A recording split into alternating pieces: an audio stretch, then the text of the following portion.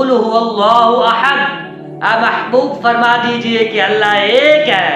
بندے اللہ کے، حکم اللہ کا، تو اللہ اپنے محبوب کے واسطہ کے ساتھ کلام کیوں کر رہا ہے؟ اللہ تو قادر مطلق ہے۔ وجہ کیا ہے؟ وجہ یہ ہے اللہ کی یہ شان نہیں ہے اللہ وحدہ لا شریک ہر عام بندے کے ساتھ کلام کرے۔ الہی تو نے اپنے محبوب کے واسطے کے ساتھ کلام کیا، اس کے اندر حکمت کیا ہے؟ کیونکہ تو بہت بڑا حکیم ہے، جو بھی تو حکم دیتا ہے، جب بھی تو کوئی کام کرتا ہے تو اس کے اندر کوئی نہ کوئی حکمت ہوتی ہے۔ الہی اس کام کے اندر حکمت کیا ہے؟